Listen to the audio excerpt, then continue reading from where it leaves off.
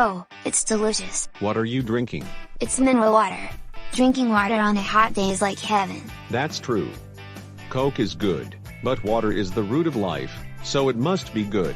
Moreover, it takes decades for water to come out of the water source after it rains in the mountains, right? It's kind of romantic, isn't it? But even the sun's light takes time. Yeah, it takes 8 minutes for light to travel from the sun to the earth, right? Indeed, it's romantic to think that the sun we're looking at now is what it looked like 8 minutes ago. No, the romance of the sun is not like that. What do you mean? Today, let me tell you about the greatness of the sun.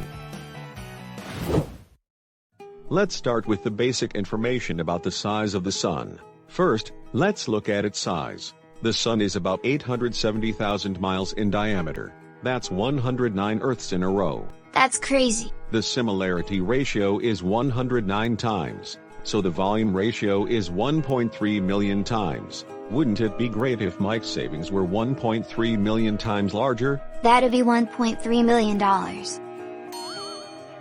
I'm sorry. Let me get back to the point. It's 1.3 million times the volume, but it weighs 330,000 times as much. It's a little less dense. Yeah, because it's made up of lighter elements. Hydrogen and helium. Hydrogen is the stuff used in hydrogen cars these days, right? The Earth-friendly kind. It's also Earth-friendly in the sense that it's an energy source for the sun. I know helium too. The kind that changes your voice when you breathe it in. Yes. Don't you think it's made of something familiar? Yes, it is. I wonder why it's made of hydrogen and helium? To begin with, 98% of the elements that exist in the universe are hydrogen and helium, right? That's why the elements of the sun are more common in the universe. Oh, really? We don't have all that much hydrogen and helium around us, do we? That's right. The Earth is unique in the universe in that sense. By the way, the composition of the Earth is as follows. That's over 60% oxygen and iron. That's right. I'm going to make a video about oxygen and iron, so please look forward to it. Let's go back to the sun. There is a reason why hydrogen and helium make up almost all of the composition of the universe, because of the origin of the universe. What position are hydrogen and helium on the periodic table? At the top. That's right. You know that atoms are made up of neutrons, protons, and electrons, right? Yeah. If it's at the top, it means there are fewer neutrons, protons, and electrons. For example, hydrogen is made up of 1 proton and 1 electron, and helium is made up of 2 protons, 2 neutrons, and 2 electrons. What does that have to do with the origin of the universe? It is believed that the beginning of the universe was a kind of super huge explosion called the Big Bang. At that time, neutrons, protons, and electrons were flying around in pieces instead of becoming atoms because of the high temperature and pressure. The protons and electrons that were flying around in pieces just happened to bump into each other, and the result was hydrogen. So, if a lot of these elements stick together, they form various elements? Well, that's true, but since the universe is expanding at a rapid pace, the probability of collisions is decreasing, and above all, hydrogen and helium are quite stable, so larger elements cannot be created. Well, then, how are the various elements around us formed? That's a great question. But I won't explain it in depth today because it's a long story. But there is a hint in the chemical reaction that is happening in the core of the sun. I think it's burning hydrogen. No, in the sun, hydrogen is not being burned. Instead, it's converting hydrogen to helium. You're making another element from an element? You mean like alchemy? Something like that. When it comes to helium from hydrogen, do you see that the big ball in the middle has gone from 1 to 4? There is a difference between protons and neutrons, though. That's why you can make helium with 4 hydrogens. But protons and neutrons are different, aren't they? Yes, that's right. It's not a simple matter of 4 hydrogens coming together. It's quite complicated. Let's take a closer look at the process of synthesizing helium from hydrogen.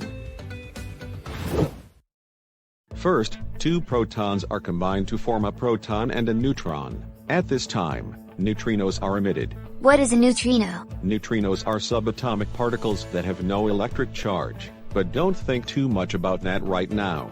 Okay. Then another proton reacts with it, and you get two protons and a neutron. At this time, something called gamma rays are emitted. This gamma ray will come out later, so keep it in mind.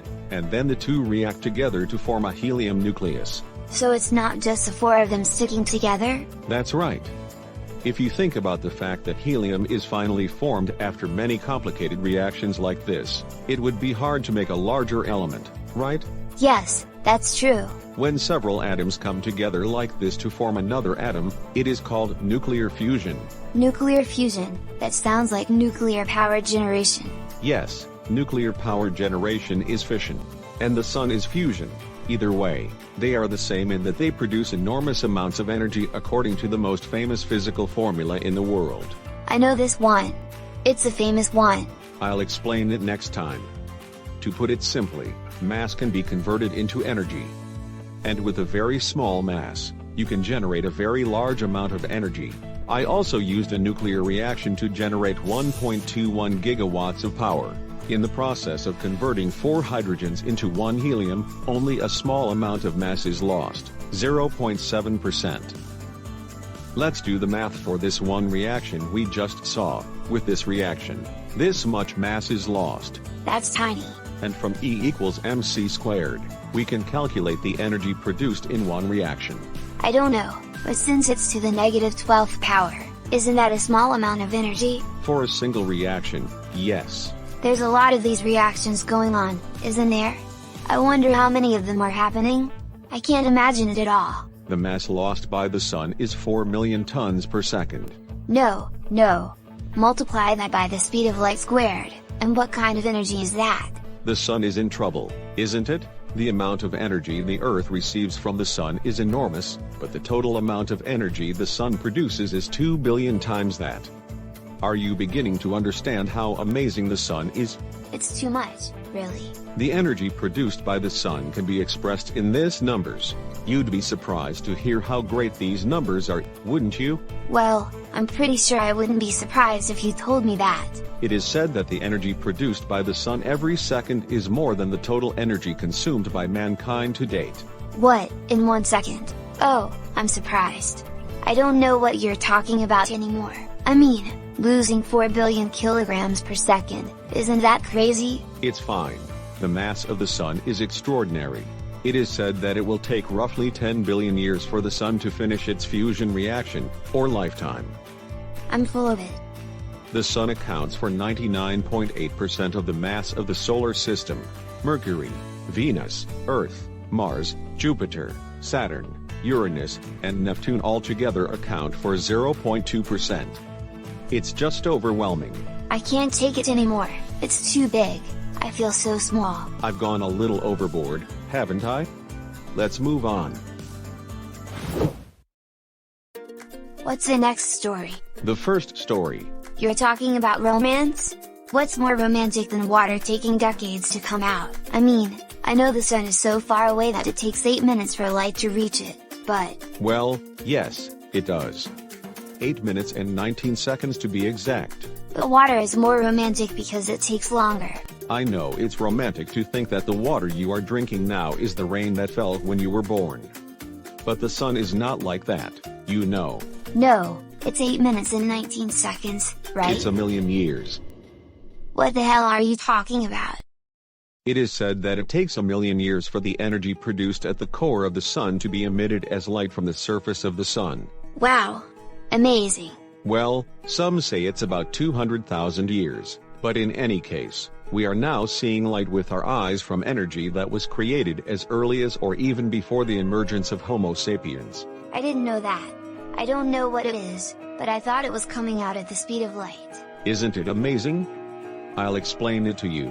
First, the structure of the sun. There is a core in the center, a radiative zone outside that, a convection zone further outside that, and a photosphere in the outermost part. The core is where the energy is generated, and the photosphere is the part we see, right? That's right. Thank you for your understanding.